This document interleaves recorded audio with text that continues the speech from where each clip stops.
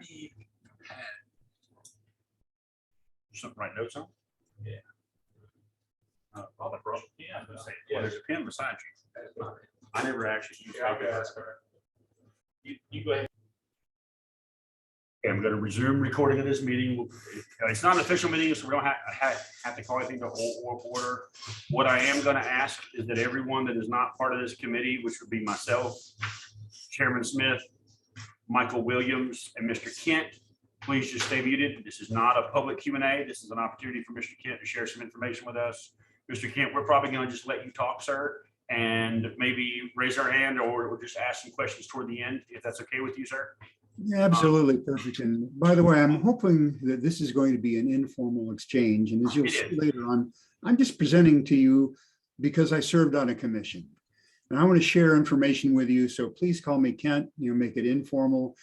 And because of the size of this group, if I'm saying something that doesn't make sense to you, please just unmute and ask your question. I'm here to get your questions answered, period. Yes, sir. Anything else, Chairman? No, sir. Okay, Mr. Kent, we're going to turn it over to you. Okay, but the one thing is you need to go to security and allow screen sharing. Oh, yeah. Sorry. I thought we had done that. Let me see. Tell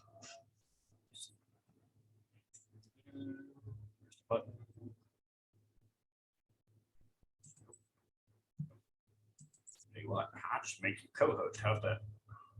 That works. That should let you do it too. Make sure it works, and it does. There we go. All right. So Oh, thank you. I don't know if you know who I am, so I'm going to introduce myself. I'm formerly a professor at the University of New Hampshire, professor and chair of the Department of Electrical and Computer Engineering. My specialty area is electromagnetics. How a signal will get from one location to another, the use of antennas, the design of antennas. So I've been in electromagnetics my whole life. I've had a long career dealing with that. And because of that, I was asked to serve on a New Hampshire commission. Now this is in fact, maybe it's about time to start sharing my slides so I can show you that way, assuming that I can. By the way, you're seeing my screen right now, right?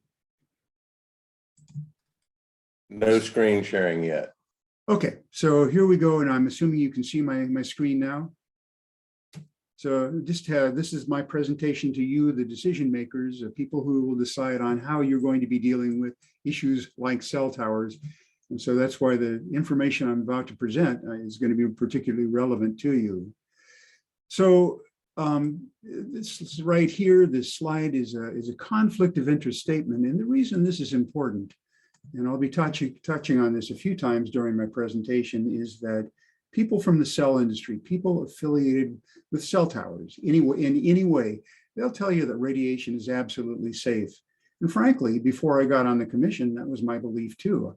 I spent a good bit of time as a field engineer, so I've climbed towers and I've made measurements. And so when they asked me to serve on the commission, I thought, yeah, this is going to be easy. We'll find out that you shouldn't hold your phone right next to your ear, and everything else is going to be pretty easy for us. We'll rubber stamp it and get out of there. But what I found from serving on the commission is that, well, there are problems, there are harms, and I'll share that with you tonight and show you how we came to that conclusion. In fact, I also need to say that I'm not presenting just my views. I'm representing the commission, and I'll talk a little bit about that commission because it's pretty important that it gives you a good indication of what the facts actually are. So that's coming up. I'll talk a little bit about the commission. So as you saw, you can see on the slide there, I was professor and chair in the Department of Electrical and Computer Engineering. I also, and then when I left that job, I'm now a founder in a high-tech startup company. So I'm certainly not anti-technology. I'm very much pro-technology. And as you'll hear later, I believe that technology can go a long way in protecting us from any harms associated with radiation exposure. And so we'll be talking about that. Also, I want to let you know that I'm really sensitive to concerns about not having coverage where you need it. One of the jobs I had when I've worked with industry a lot, and one of those jobs was working with first responders, with police departments, fire departments, to make sure that they have the coverage area they need. Because clearly you can't do your job as a first responder, a fire person, firefighter, or a policeman if you're not able to get adequate coverage area. So I'm really sensitive, and I'm devoting this slide to talking about a conflict of interest because you're going to hear different stories from different people, and I want you to know what my background is. This is probably the most important part. So I served on the commission, and all of us serving on the commission, the state commission, served for free. So I had to go to Concord, New Hampshire, which is a state capital, which is over 100 miles round trip. And I did that on a regular basis and didn't get compensation for it, didn't get compensation for serving on the commission. In fact, that's the whole point I'm trying to make, is that I have not received a penny from anybody to promote the views of the commission that I'm going to be showing you tonight.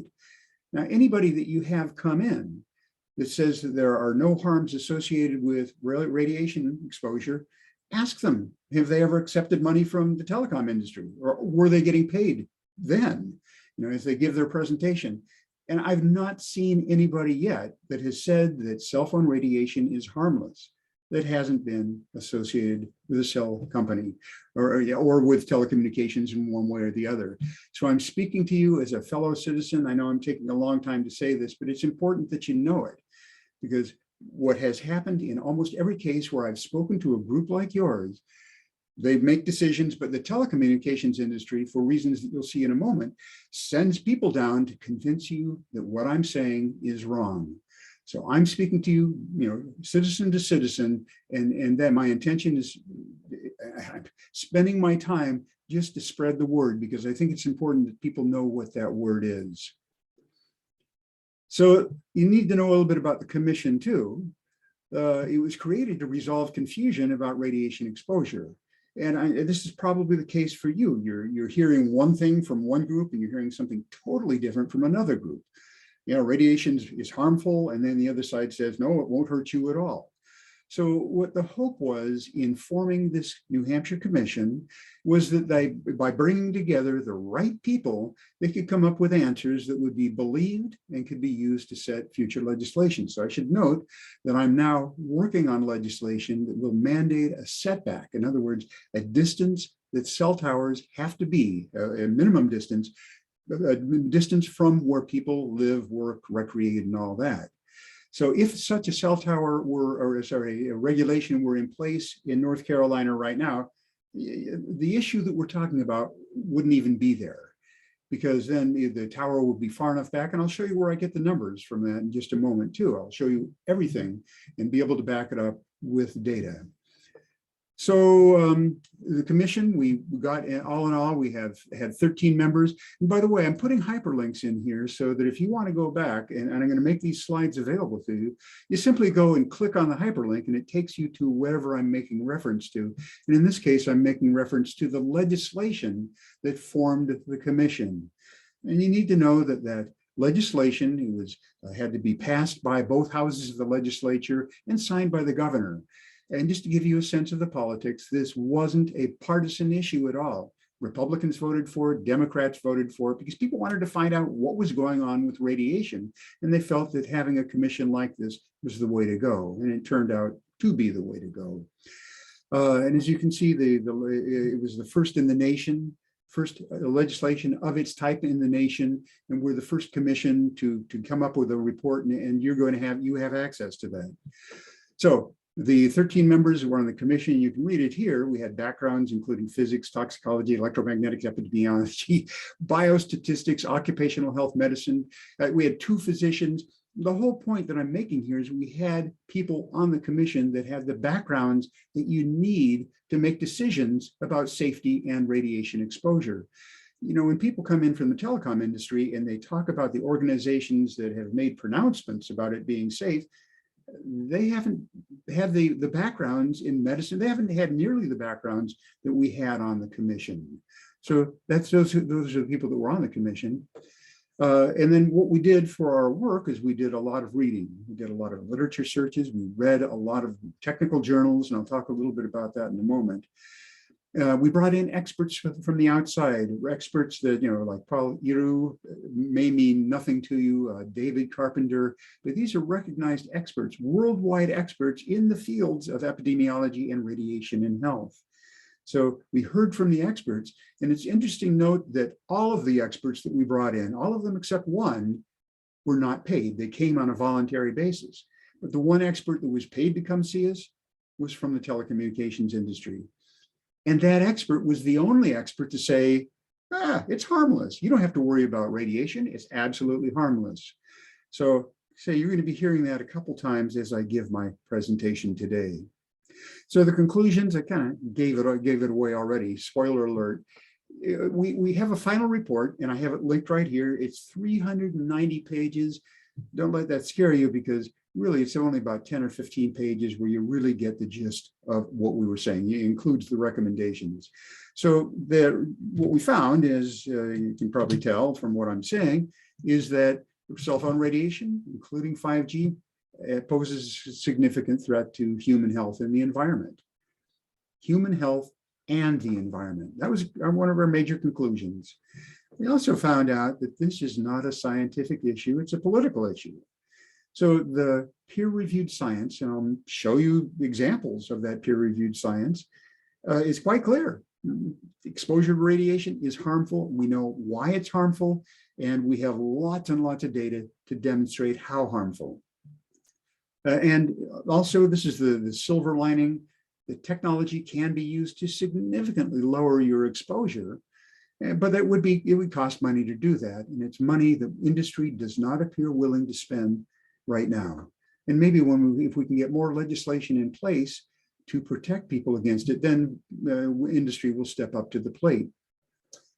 So I just want to jump right into the stuff or the questions that you're probably asking. And one of them is, what do we know about the placement of cell towers near people? Because this is a situation that you decision makers are dealing with right now. Now, I'll use as an example something from the early 2000s. And this is when they decided in California that they were going to place cell towers on or near fire departments. And you know that firefighters will stay in the facility for 24/7 for days in a row. And so they were getting a lot of exposure. So they put the antennas on the facilities and then turned them on. And what happened when they turned the towers on? I'll read it. Within a week of installation, many firefighters developed unusual symptoms of headaches, fatigue, insomnia, memory loss, confusion, nausea, and weakness. And after a time, firefighters in stations with adjacent cell towers were found to have forgotten CPR or became lost responding to fire in a city where they grew up. Now, you know that firefighters are not wimps, and they're probably the least likely to complain about a problem. So they're spending 24/7 in a facility, the tower gets turned on, the radiation gets turned on, and here are their symptoms.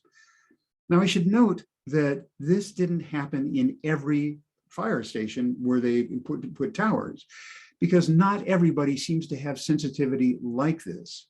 Although exposure to radiation does affect all of us, and I'll talk more about that later. Now, something that's a little bit insidious about these symptoms that you look at, headaches, fatigue, insomnia, memory loss, confusion, isn't that part of everyday life? Don't we all feel like that from time to time? And the answer is yes. There are many things that can cause those symptoms. It could be from chemical sensitivity, it could be from allergies, it could be that you drank too much the night before and you're feeling some of those things. But we definitely know at this point from laboratory experiments, I'll mention that on the next slide, that yeah, these are symptoms that you can get from exposure. And that's not all that happens though, if you are exposed, and I'll be talking to that later in this presentation. So here you go, this is in facilities. We know it happened. Legislation was put into place to protect firefighters so that they no longer can put towers really close to the fire stations or on top of those fire stations. So you may ask, well, is that something that just occurred, once or twice? No, it's happened a lot of times throughout the country. I've dealt with people who are dealing with exactly the same issue. But you might ask, is that something that can be proven in the laboratory? And here's the answer. And okay, it's a slide. Let me explain what the slide's all about, because I'm in a number of slides that have the same format. And so what I'm doing is I'm showing you a refereed publication from a prestigious journal that addresses this issue of what happens to you psychologically when you are exposed to electromagnetic radiation, the same type of radiation that you get from your cell phone. So here's the article title. The name of the journal, I'm going to have it right down here. And so, like I say, I'll be making this available to you. So if you want to click on it and read the journal article yourself, you can decide whether or not it's got merit to it. And I'll tell you, it does. And the thing is, there are lots and lots of articles like this, and they all support what I'm saying and was given on the previous slide. So here's the statement, that exposure to radiation produce widespread neuropsychiatric effects, including depression. And then if you go here and you look at the slide and you look at the symptoms, they're the same one, basically the same ones that were reported by the firefighters. So my point in showing this slide is this is from a laboratory study where they did double-blind studies exposing people to fields and looking at their symptoms. And they found exactly the same thing as has been reported numerous times by people who have or are near cell towers. So if that's the case, then I think a question that you're probably asking is, what's a safe setback distance for a cell tower? And why are we promoting this 500 meter or 1,640 foot setback in New Hampshire right now? How did we come up with that number? Why do we think that's a safe distance? And I'll tell you exactly where it came from. So this comes from a study. Here's another peer-reviewed journal publication. And notice the title of the article is Mortality by Neoplasia. That's just cancer. And cellular telephone base stations in, well, you can see Belo Horizonte municipality in Brazil. And this study, basically it looked at the cancer rate as a function of how far people lived from a cell tower. And what's important also is that look at the time frame here. So I'm going to get a pen out. I kind of like to talk and write at the same time. Not that I'm good at it, mind you.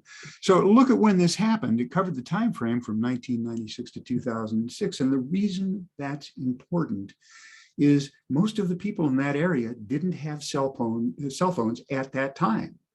And in fact, it wasn't until 2011 that 28% of them had cell phones. So back in this interval between 1996 and 2006, very few people had cell phones. And the reason that's important is that if by them not having their own electronic devices, what we're going to be looking at in the next slide is the effect only of the cell tower, not the effect of their own personal electronics, but only the effect of the cell tower and living close to a cell tower. So I wanted to mention that. That's what we're going to be looking at, is how far you live from a cell tower and how often or what the rate of cancer deaths are. Another thing that I'm going to go back to is to mention this number right here. We're looking at a study where lots and lots of cancers happened. Over 7,000 cancers, as a matter of fact. Oh, and that's another thing to note, that we're not looking at just what happened near a single cell tower. We're looking at what happened near over 800 cell towers, and we're looking at the deaths, cancer deaths of over 7,000 people. So this is no small study. So it happened at the right time where we can isolate the effects of living near a cell tower, and we're looking at lots and lots of people. So we really have numbers as a result of the study that we can have confidence in. And then that last thing to mention is that the highest radiation that was seen for the whole study was this number. It's not going to mean anything to you now, but I'll try to put into a context later, 407 milliwatts per meter squared. So like I say, I'll be coming back to that in just a minute. So here is the one plot that really explains everything that's important from that study. And here we are. What this shows, as I mentioned before, is that the red trace represents people in the study. So they found out, people who died from cancer, and then they went back and looked at how far they lived from a cell tower. And what you're seeing right here is that as you get farther and farther away from a cell tower, your cancer rate becomes the same as the population in general, which is represented by the blue curve. So as you can see, the closer you get to the cell tower, the more likely you are to die from cancer, period. And so that really says a lot. And I'll now give you an opportunity, I'll take a breath and see if people have questions about this, because from looking at this, I certainly wouldn't want to live close to a cell tower. I'd want to live at least this far from a cell tower. Now, your question that you may be asking at this point is, didn't you say something about 500 meters? And indeed I did. So here is where we're saying the setback has to be. You can't have people or have a cell tower closer than that to where people live or work. And so you can see here that even if you're 500 meters away, you still have an elevated risk compared to somebody who's beyond like a kilometer or 0.6 miles away from the site. Well, we felt that if we picked something that was farther out, like a kilometer, that would be really impractical from a political standpoint. People wouldn't vote for that.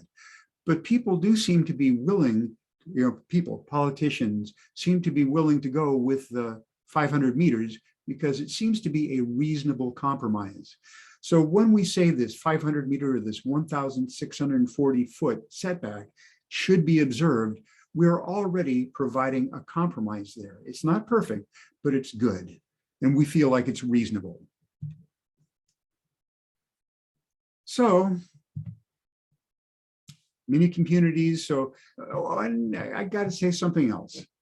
As I'm showing you this, a lot of people are thinking, well, this is incredible. This is showing what, many people have suspected. How come we haven't heard of this before? And the answer, and also why haven't they heard of the firefighter study? That's pretty profound stuff. And the reason is that who's going to tell you? Remember that major advertisers in most news media outlets, the advertisers are telecom companies, Verizon, T-Mobile, etc. So news outlets are unlikely to publish articles that are, say bad things or shed telecom industry in a bad light. And this certainly sheds telecom in a bad light. So that's one reason you haven't heard about it. Now, telecom's going to be able to send people out to tell you it's harmless because they have a lot of money at stake. But think about it. Who's going to be out there except for people like me to tell you what I'm telling you tonight? I want to point out that other communities, many people are catching on. I have just a very limited list of other communities that have put in setbacks. I usually put it in for schools because that's the kids are the most susceptible to radiation exposure, and I'll talk a little bit more about that later. So a lot of communities have put in setback requirements, and you can too. It just takes a little bit of planning ahead of time, and we can talk a little bit about that. But remember, the main thrust of my presentation tonight is really to alert you to the problems associated with exposure to radiation. There are a lot of politics behind it, and I can say a little bit about that. There are a lot of legal aspects, and I can say a little bit about that. The main thrust is just to let you know that there are concerns. There are not more than concerns. There are dangers associated with exposure.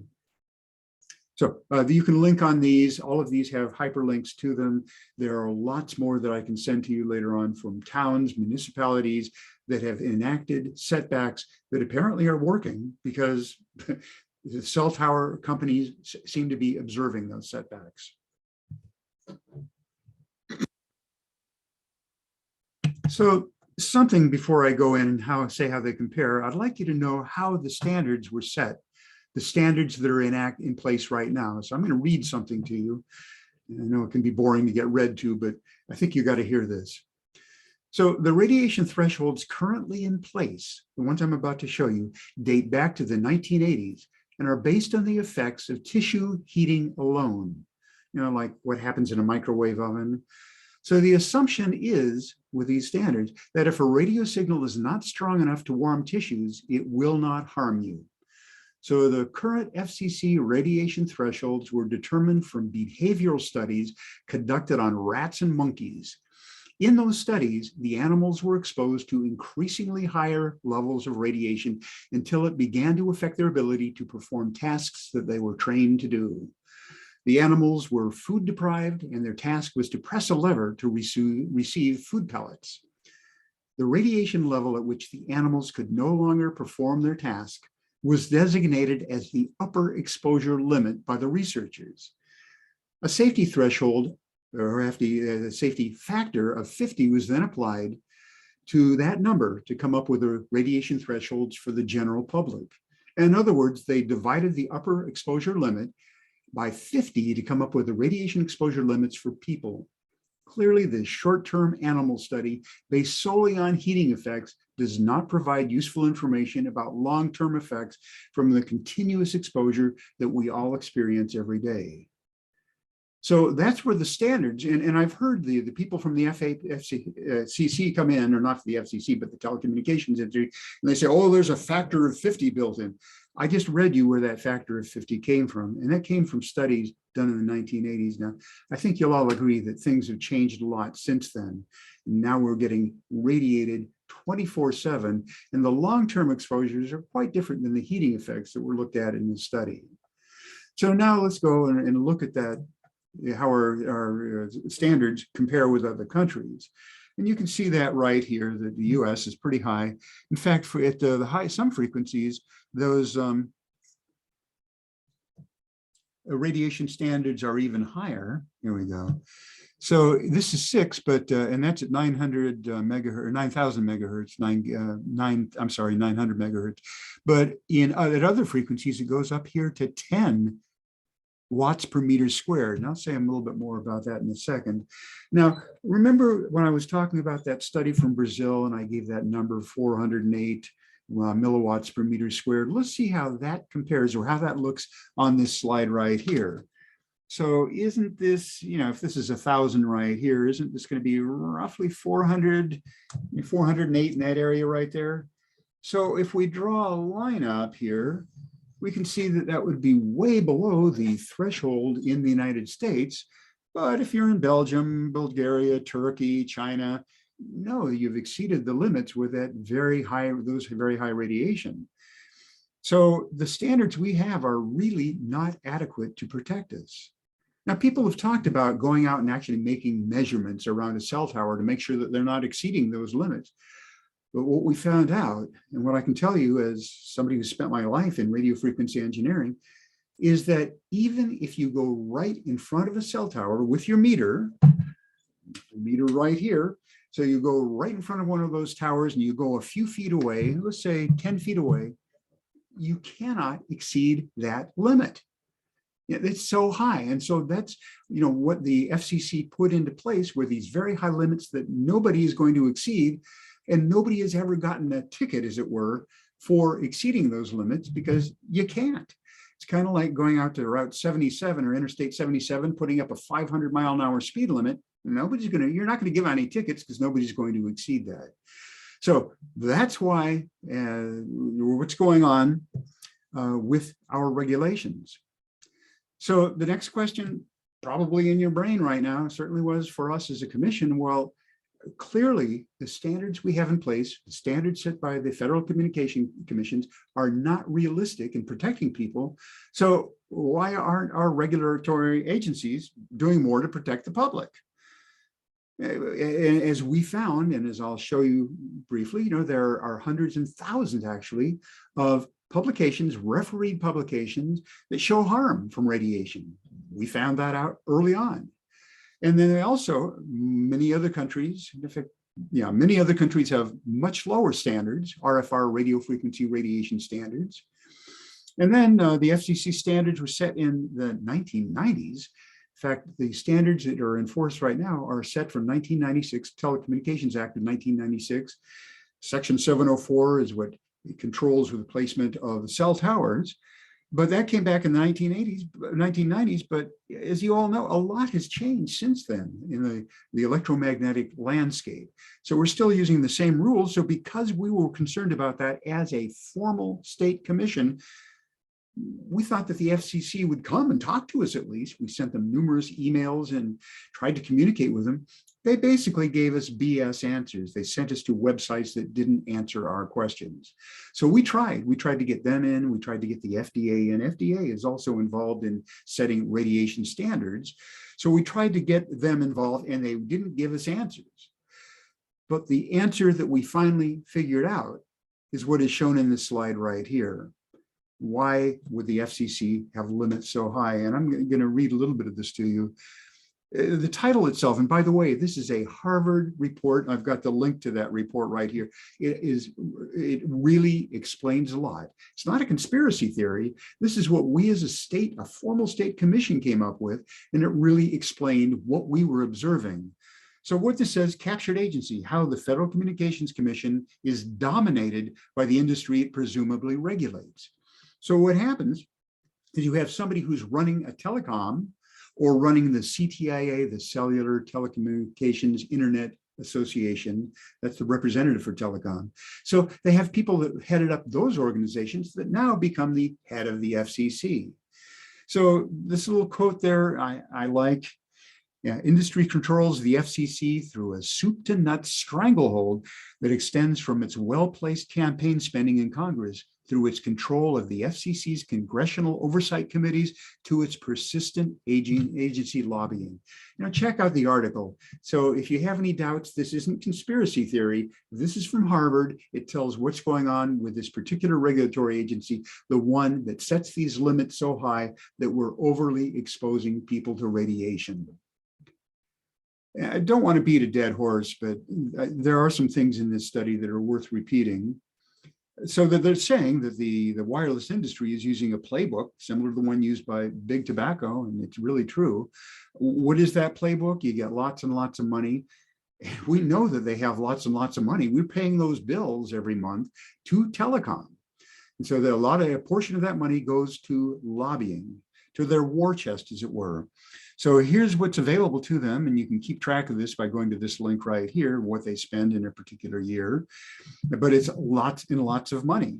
Actually, I have an updated slide. Sorry, it's greater than that now, but you can check on that link and it'll give you the same information.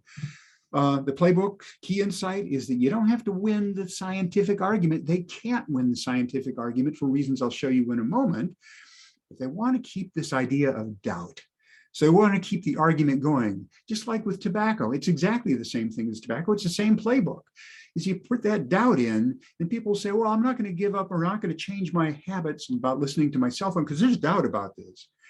I have friends from when I was growing up, and they said, I'm going to stop smoking when they prove that smoking causes cancer. And these guys died, by the way, and they're no longer with us. But that's what is going on with Telecom right now. They want you to think that there's a debate going on. There is no debate, and that's what our commission found out. And like I say, I'll give you more information about that in just a moment. And just as recently as, well, 1998, that was a long time ago, I realized, but the tobacco industry, was still claiming that it didn't cause cancer, that smoking doesn't cause cancer. After all, 5 out of 6 smokers, I don't know if you know this, 5 out of 6 smokers don't get lung cancer. So have we really proven that smoking causes lung cancer? I'll leave that to you. I don't mean, again, I'm beating a dead horse, but this is all from that report. Or actually, this is something different that I became involved with. This is the CTIA. Remember, I mentioned them. It's the Cellular Telecommunications and Internet Association. They sued Berkeley, California over an ordinance that would have simply warned people that having a cell phone next to your body is not a good idea. Here's the ordinance itself. It's really innocuous. And frankly, that same information is in your cell phone. And it tells how to do it. If you have an iPhone, you go to settings, general, legal and regulatory RF exposure. And it just says, hey, if your cell phone's turned on, don't put it next to your body. Don't tuck it in your bra. That's what it's saying right here. But the telecommunications industry, CTIA, felt that that was an infringement of their rights because it would have alerted people to the problems associated with wireless radiation. Because their viewpoint and what they're trying to promote is that radiation is absolutely harmless. And if Berkeley came out with an ordinance like this, well, it would be saying, hey, cell phone radiation can cause harm. So they didn't like it. They sued, and unfortunately, they won. And the reason I'm including that, and I have all the information here, so you want to check it out, you can, it just shows the power of the telecommunications industry. So that's something that I just wanted to bring up. You need to know who you're dealing with, who's on the other side, because that side will jeopardize, or appears to be willing to jeopardize, people's health just to increase their profits. I dislike this one. So, I grew up seeing some of these commercials. And so the whole point there on this slide is doubt is our product. That's from an advertising agency person. And that's what the cell industry wants to do. They want to convince you that there's doubt, whereas what I'm about to show you is that there isn't doubt. So this isn't all bad. The FCC has been doing this for a long time, having these unrealistic standards for a long time. And so they were taken to court in a lawsuit. And all the details of the lawsuit are linked here, and I have details right here. And basically, like I say, this has been happening over years and years and years. More and more people became aware of what the FCC was doing, and they finally took the FCC to court. And they said, you are being unrealistic, your standards, you're not using proper approaches to setting the standards that are, and that's causing people to get harmed. So we're taking you to court. And so that's a positive thing. But the particularly good thing is that they won. And this goes back to last summer, Friday the 13th, the court decided in favor of the Environmental Health Trust, who was a group that took them to court. And so what this means, and here's an historic decision, federal court orders the FCC to explain why ignored the scientific evidence. Now, this is an important win, but it's at the same time, the FCC rules, as FCC laws are still the law of the land that we have to follow it. But it is a chink in the armor of industry. And it can be used and has been used by some towns to put a moratorium on the rollout of new facilities. And they point to this win as a means to do that, because what the court said is that the setting of standards by the FCC were arbitrary and capricious. Those are pretty strong words. So there is that win there. You should know about it. And the claim is that the FCC did not follow rules properly to set the standards in a way that would protect people, and the people who filed suit won. We can talk a little bit more about that later. But now going to what may be a boring part of this presentation, but you need to see it. You need to be aware of this. Where did we come up with our information? So we looked at what are called peer-reviewed publications, and I'll say a little bit about that briefly, about what it means to be peer-reviewed. And I know about peer-reviewed publications because I've been involved with them over time. I was an associate editor for a publication, a major scientific publication, IEEE Transactions on Antennas and Propagation. And so what happens with a peer-reviewed publication is somebody has an idea, they publish a paper that describes that idea, they send it to a publication, and then that it goes to the editor, that goes down to the associate editor, which was me. I would read the paper and said, yeah, this has merit. And then I would send it out to at least 3 reviewers, and reviewers who were experts in the field. Those reviewers would look at it and they would provide their comments, send it back to me. I would read their comments and then decide if it was worthy for publication. So a peer-reviewed paper goes through quite a process to get accepted or to actually get published. And there's a lot you can do. And this is something that I performed on the commission, was to take a look at the articles that showed harm and find out if they were worthwhile publications. And the reason that I did that is industry will claim that any published article that shows harm is from a fringe publication and that they were cherry-picked.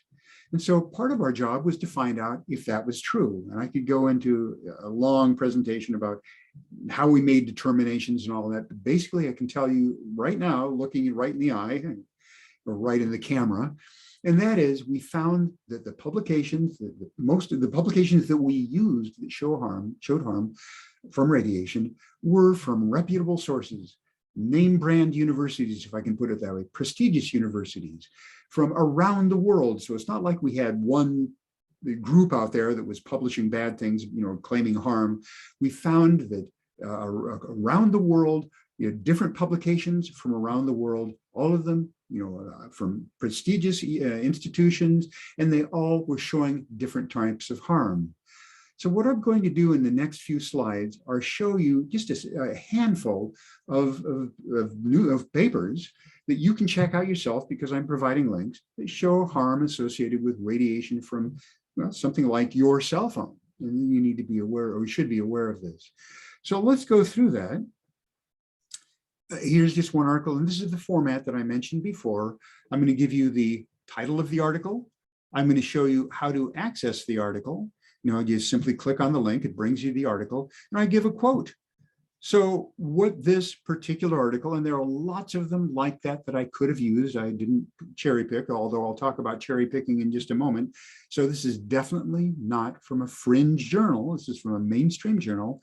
And what it shows is oxidative stress. You'll hear that a good bit.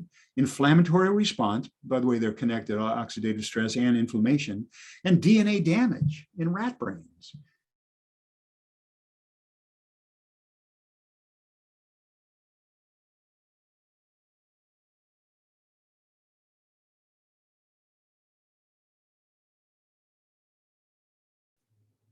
Anybody else lose Mr.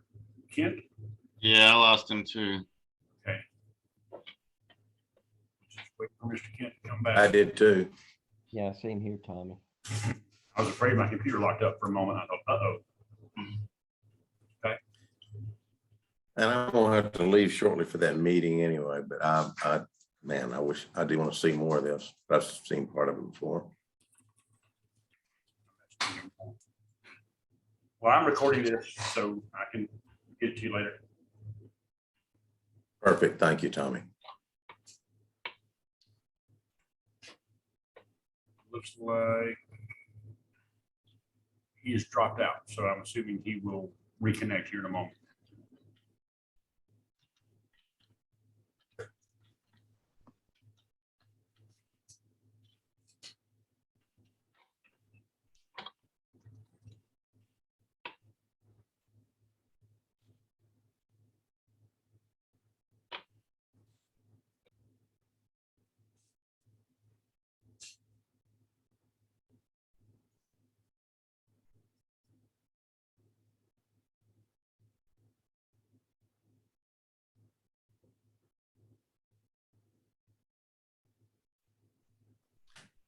Okay, guys, I'm gonna have to go. I hope he will get back on with you guys. Please get me a link to where I can watch the rest of it, if you will, Tommy.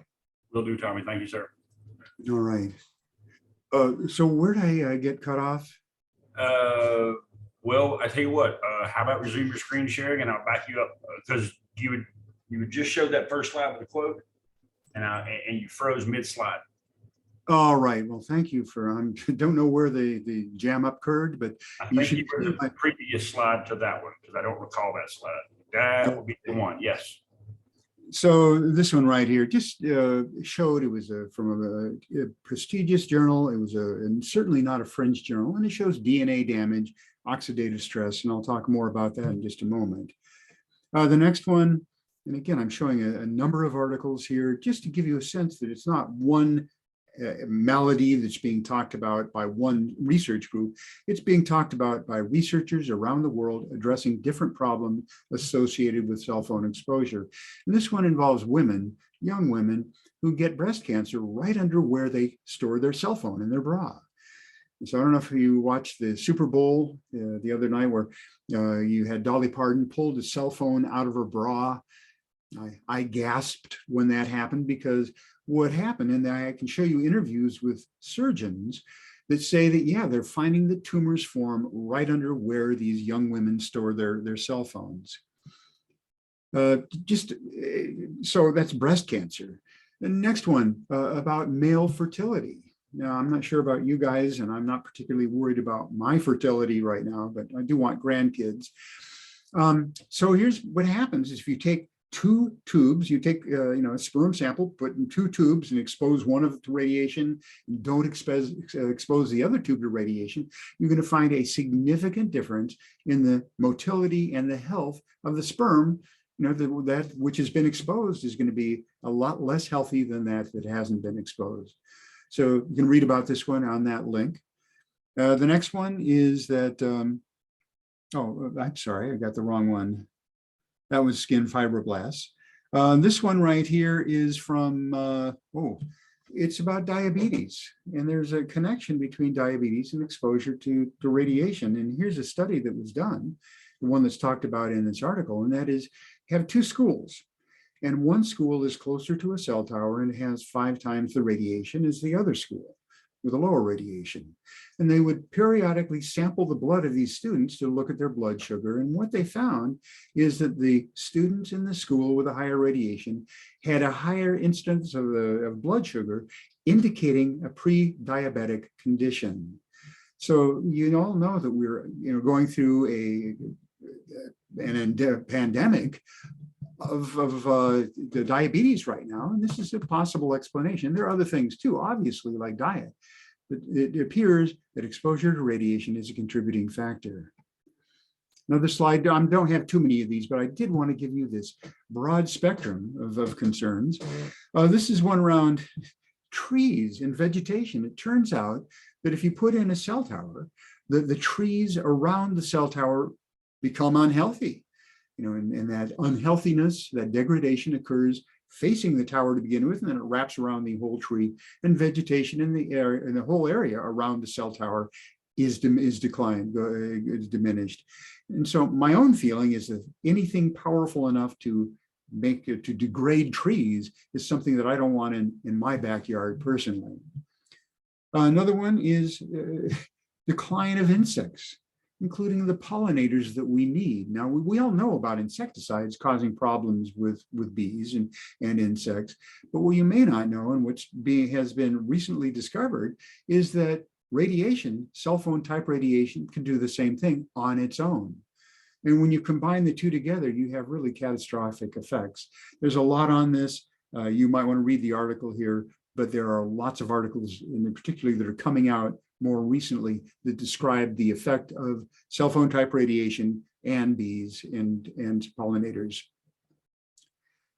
So remember, I said that the cell companies or the telecom people will say that we're cherry picking from fringe journals. And I hope what I just convinced you is that no, these are not fringe journals. These are rock solid journals that do the publications of it showing harm. But then are we doing the cherry picking? So let's look at the numbers and find out if we are cherry picking. So do all of these published studies show harm? Well, the answer is no, not all of them show harm. Some of them show harm, others do not, but the ones that are funded by the telecom industry are the least likely to show harm. So let's go back in 2010 and see what is going on right then. And this is from Henry Lai. I understand some of you may be familiar with Henry Lai and his work, but they're showing that back in 2010, only 28% of the industry-funded studies showed harm, showed biological effects. Now, to me, that says if 28% of the studies show harm, I would say there's something there. But they, again, are claiming that no, there's no harm, absolutely no harm. But of the studies that were funded by or not funded by industry, fully 66% of them showed biological effects, showed harm from exposure to radiation. And that was 12 years ago. So if we look just a couple of years ago, what's going on? Turns out a very different picture.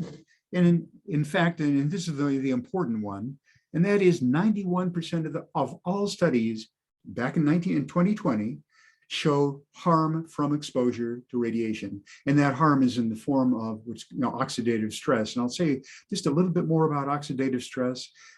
Oxidative stress causes what are called free radicals.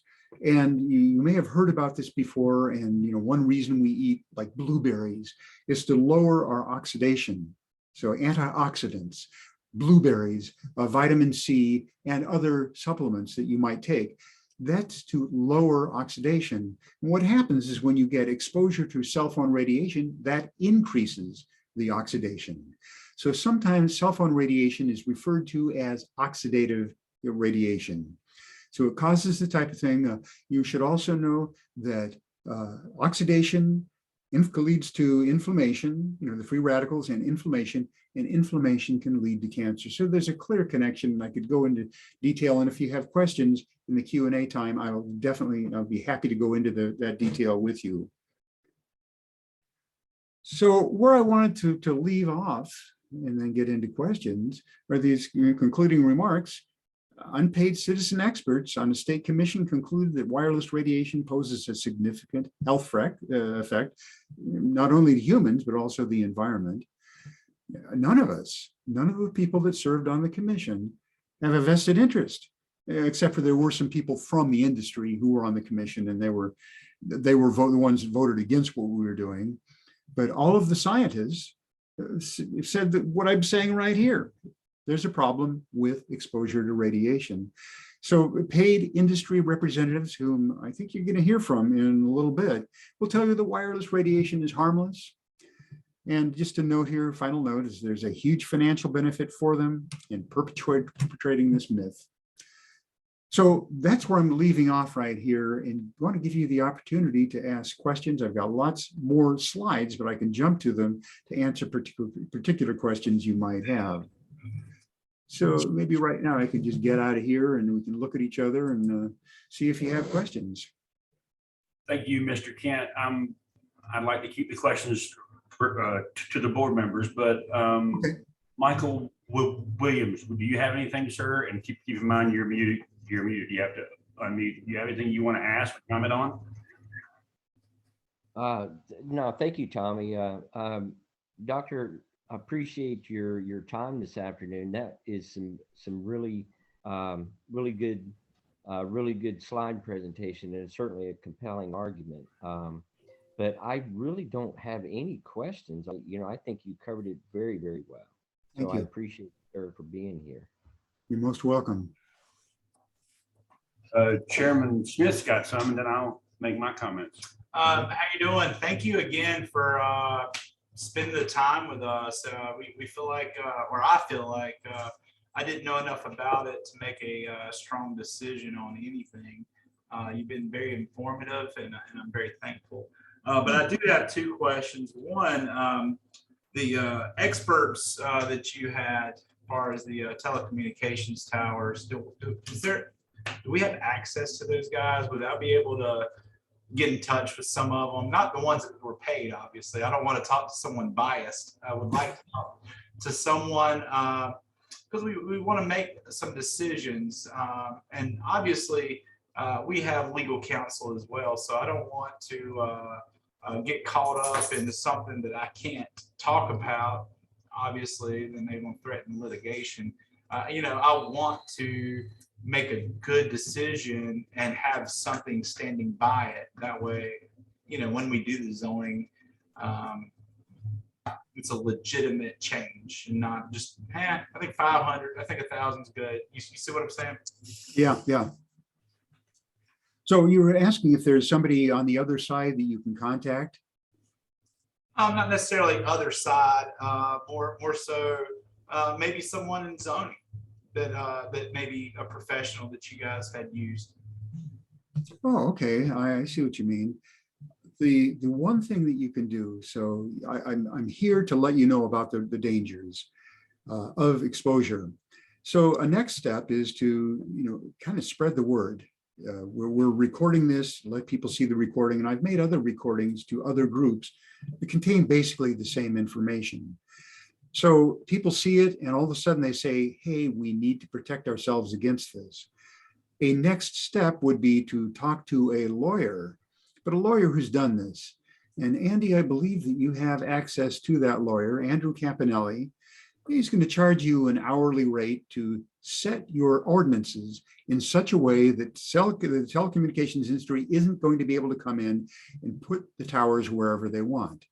A number of other communities have done this, and I'll name one, Andrew Molnar. He and his wife got ordinances in place in Ithaca, New York that specify a setback.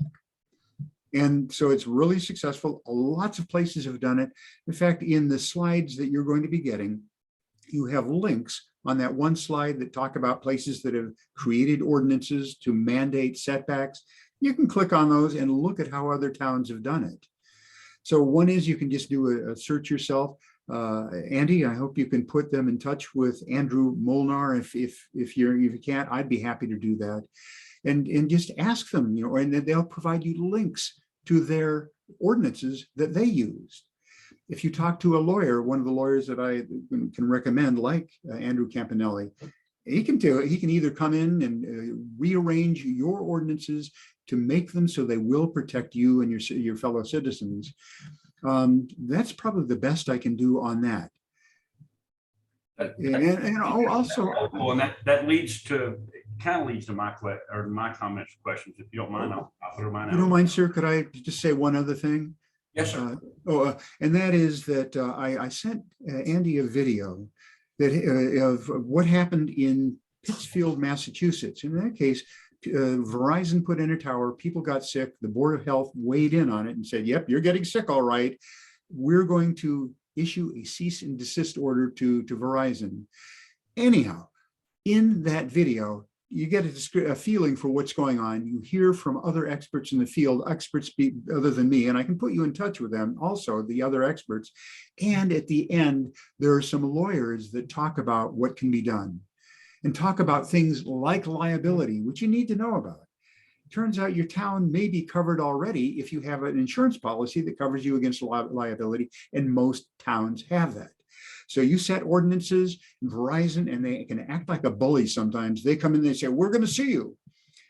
And well, if you have liability insurance against a lawsuit, you just say, okay, go for it. And once they sue you, they have to, the burden of proof is on them. So there are lots of things that towns can do. Towns are discovering that. And as a result, lots of good ordinances are going in place and people are being protected. Sorry, I just wanted to say that. And that I just want to ask one last thing. Some of these towns you gave reference to, some had 500, some had 1,000, some even had 1,500. Do you know any of those towns, and do you know if they're accessible? If not, I can obviously email them, but does that link show accessibility, reasons why they set their setbacks to that particular number? well, there are links to their zoning, but not links. Well, and some of them are just links to news outlet or press releases. Some of them show the ordinance themselves. I can come up with a much more thorough slide like that.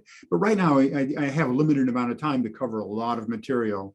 So yes, there's a lot of information. There are a lot of people out there. We can put you in touch with Theodora Scaratos from the Environmental Health Trust. She has lots of information about that.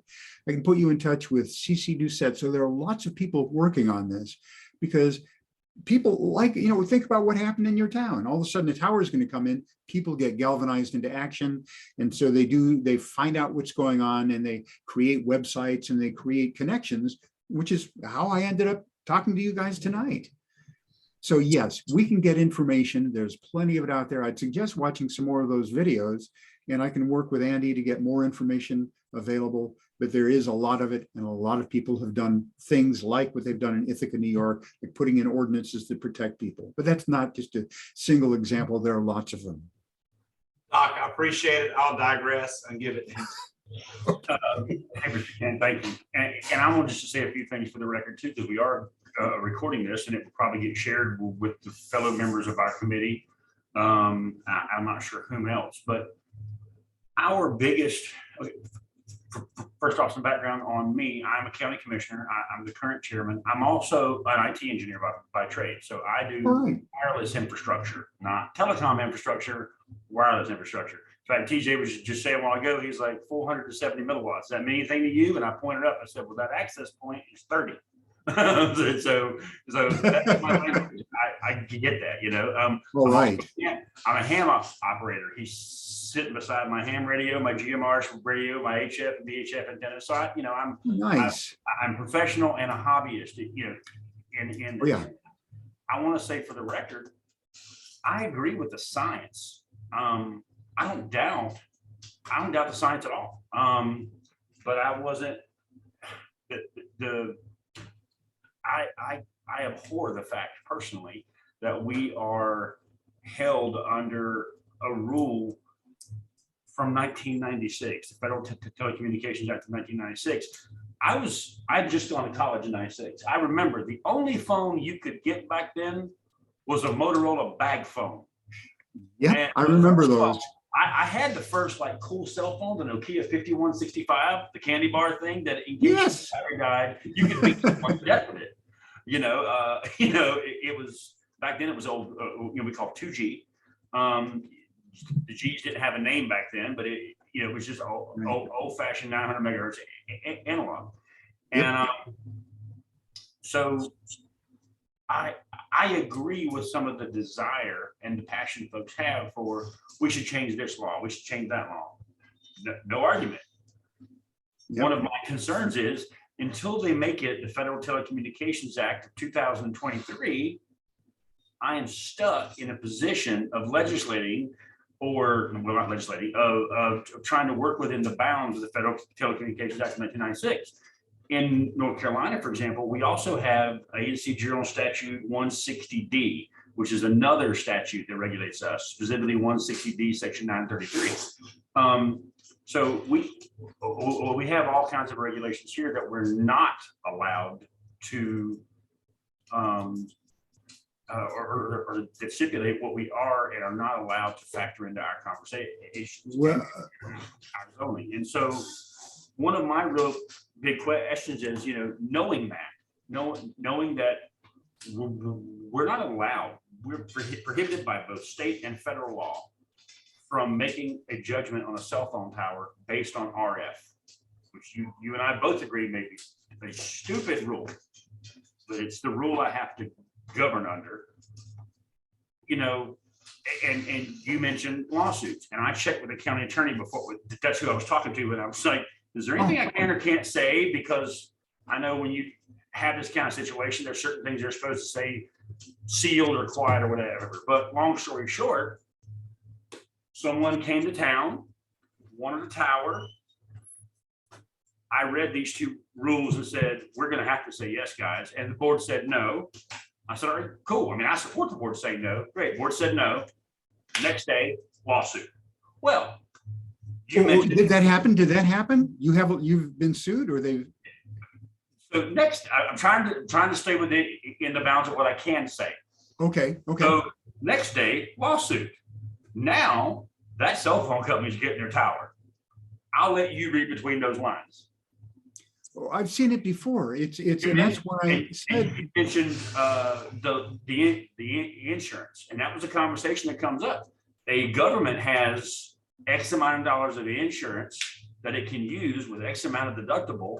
And so if the cell phone provider or the tower manufacturer chooses to sue, as long as they agree to sue for only X amount, that deductible covers it, but it only covers it once that year. That's it. It's all you get. And if you keep doing that year after year, it's like anything else. If you get sued for the same thing 5 years in a row, they cancel your insurance. So Right. That the one time that we tried to beat that drum, the big boy took our drum and broke it and gave it back to us and said, now how you feel about it? So, that it's a tough thing when we live in an area here where I'm in a spot here where cell phone coverage is pretty good, but where he lives, you drive from me to him. In fact, where about half these folks are, there's a spot between here and there where invariably you drop cell signal.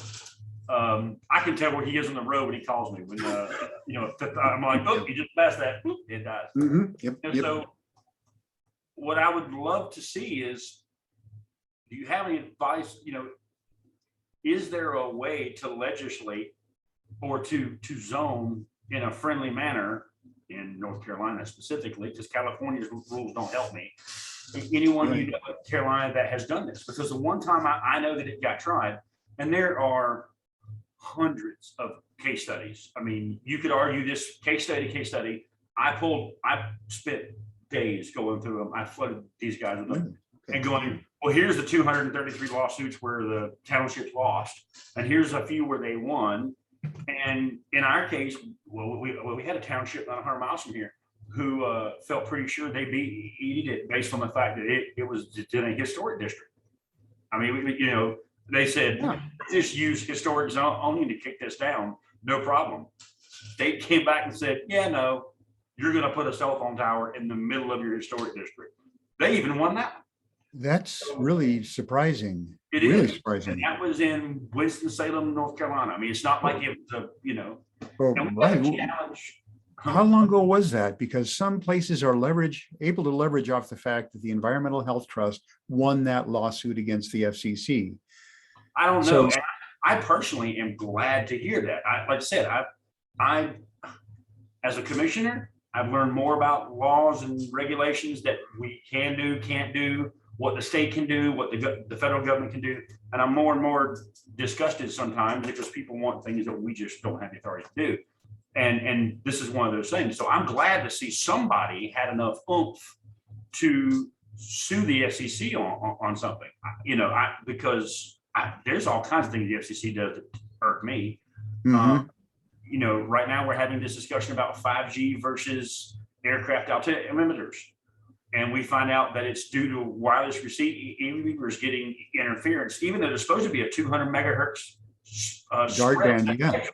And I'm like, wow, 200 megahertz of overlap. Now you're a geek and I'm a geek, so you get that. That's horrible that that receiver is affected. That's not even in the same frequency range. Right. But so do you have any resources for someone in my position specifically where, how do you find creative ways to legislate around this or to zone around this when you literally can't talk about it?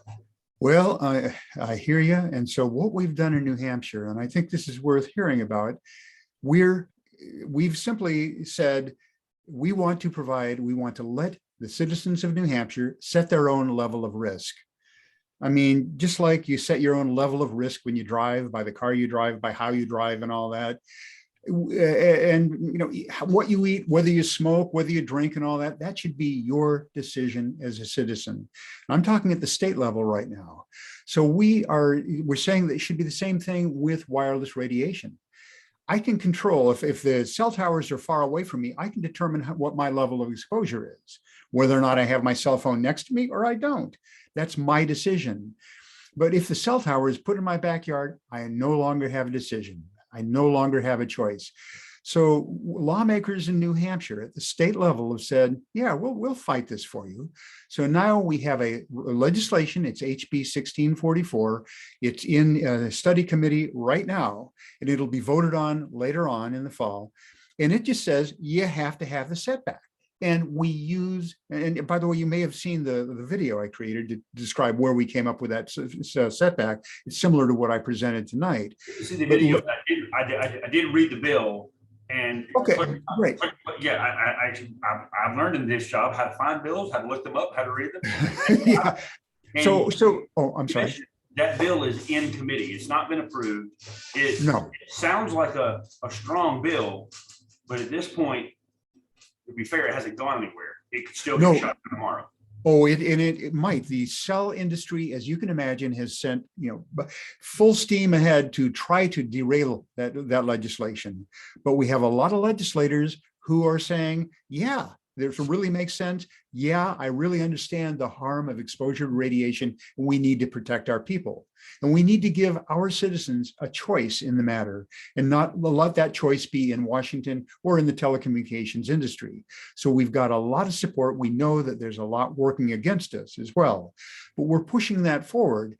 And the people from Telecom have come, and then when they testify, they say, if you do this, we'll sue you. And some people, want to roll over and just say, okay, we're not going to do this. But others are saying, yeah, go ahead and sue us. We're ready for you. We're seeing cracks like that around the country as more and more people are standing up and saying, no, you're not going to tell us where to put this thing that we know can harm us. And it's really started with that lawsuit, the Environmental Health Trust lawsuit against the FCC. So whereas they had lots of power before, that power appears to be diminishing. Well, I would love to see that. The FCC itself is a regulatory authority for a lot of things, and it seems to want to pick up the sword and fight for the stupid stuff, but it doesn't want to seem to pick up the sword and fight for things that, and it's just geeks like yourself and myself. They're like, well, why isn't this a priority? It's not. And we currently are in what we call the Piedmont part of the state. I don't know where you are there, but I'm from the coast where things are flat. You put up a 1,200-foot tower once every 50 miles and everybody's covered. Here, Yep, absolutely. my house is at 687 feet of elevation. His is about 450. There's a couple of hills, our issue here in the county also is saturation. It's not a matter of we have people that don't have cell phone service, although that one particular spot does have that problem. It's a matter of tower bandwidth is saturated and providers need adjacent towers to offload and load share with. And so if I say, hey, look, the tower number 14, so we actually mapped all the towers in Stanley County, their usage, who their providers are, their elevations to distances from home. They have a map, scattered all. And so the problem is, if we know, and I know for a fact, one of our providers is telling us they're at about 87% capacity. Well, you know that they want it on an average day. That's where they want to be during a natural disaster. They want to be about 50 to 55% capacity on a normal day. So if we make them put towers 1,500 feet from so-and-so, which in this case, by the time we wind up doing it, is 3 miles from their adjacent tower, it's not adjacent enough to load share. And we can't improve technology. We can't do the load balancing. That's an argument I don't know how to deal with. Well, I mean, I've heard that too. There are a couple of responses I have. First of all, with a lot of cell towers, they don't have battery backup. So they claim the need based upon emergencies. But when you look at their towers, they don't have backup. They're only on 5G towers for sure. And so you're talking about an emergency, power goes down, cell coverage goes down. And that's what happened in California.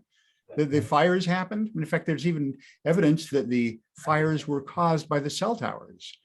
And so the fires happened, the power went out, people couldn't communicate except through their landlines. Worked just fine.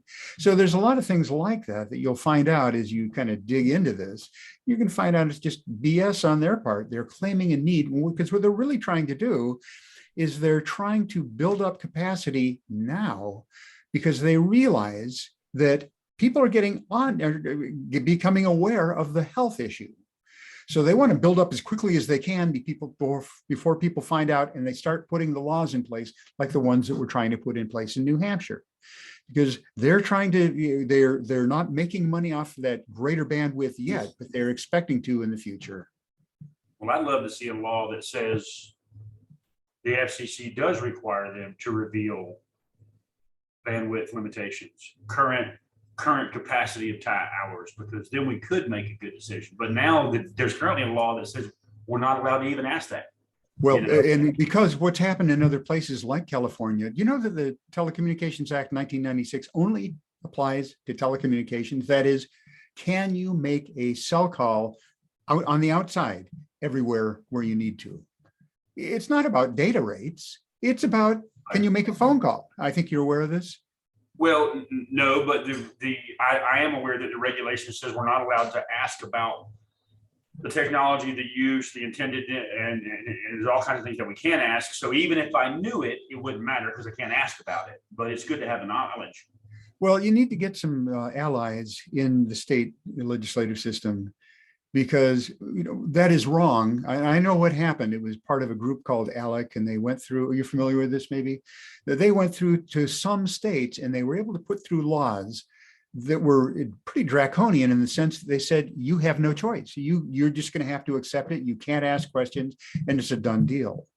So that's what happens when you have millions or hundreds of millions of dollars of lobbying money available to you. You go in, you say, hey, this is the best thing for your people.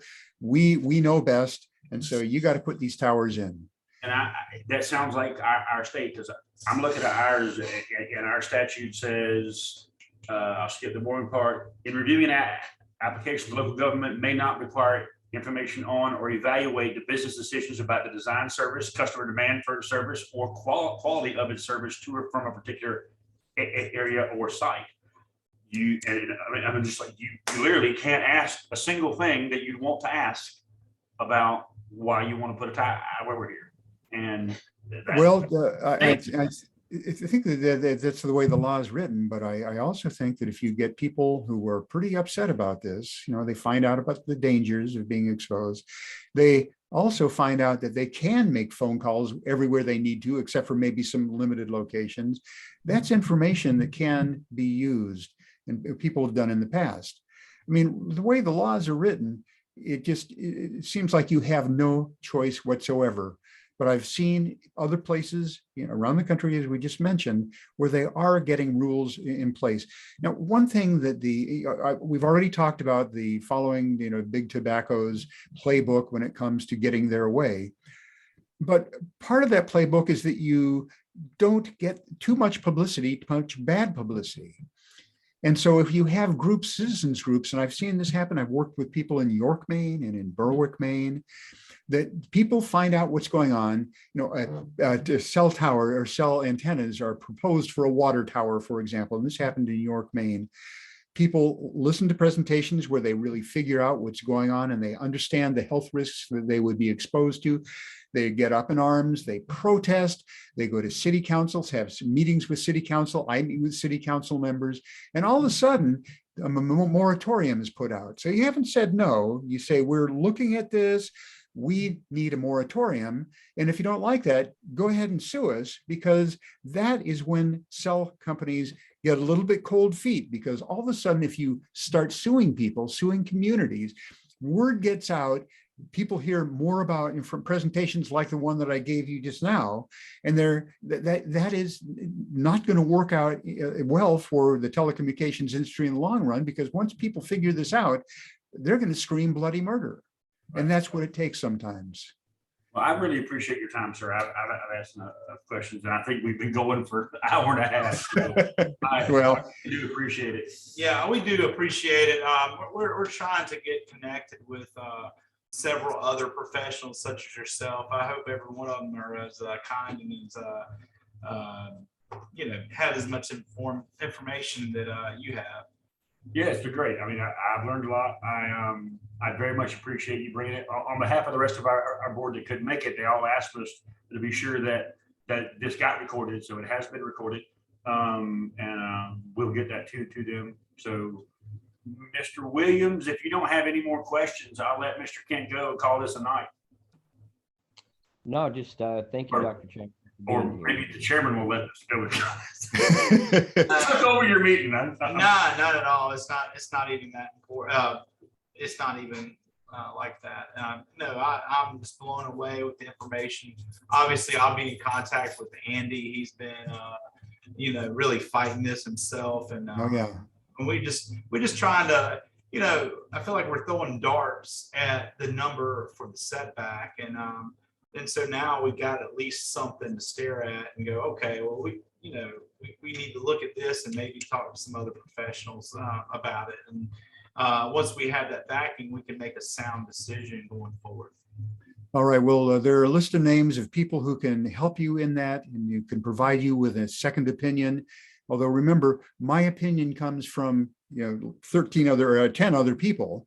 You can look at our final report, get our recommendation there, which is the 500-meter setback. You have Paul Iru, who is in Montreal. He's a national or an internationally recognized expert. There are other people that are on that video, and Andy, I think he's passed that video around from Pittsfield, and you can hear it from other people. And I can help tie you up or connect you with those other people if you want to bring them in as well. And I did just send you my email address in chat. If you could just send those slides, that way the people that wanted to click on the hyperlinks can do that. Do you have any problem with me making those slides available? Oh, no. And this is why I do this. I feel a personal responsibility. I know this information. I know why people don't know it. And it's kind of my mission in life is just to let people know so they can protect themselves. So, last question from me. Do you know anyone from North Carolina that would be as thorough as you are? I do not. And I'll check around. I'm connected with some national groups, so I will find out. So I appreciate it. Taking your email, and I'm okay, and I'll just make sure I can get information, get these slides to you. If I can think of anything outside of this meeting, would contacting you via email be a problem? Not a problem at all. In fact, it's part of my mission where, if there are follow-ons, that I want to find out what those follow-ons are so that I can make my presentation better next time. But yeah, if you have follow-on questions, just let me know. Thank you, sir. Appreciate it, sir. I wish you guys pleasant evenings, and maybe I'll talk to you soon. Who knows? Y'all Yes, sir. all have a great evening and thank you for attending. Thank you much. Bye-bye.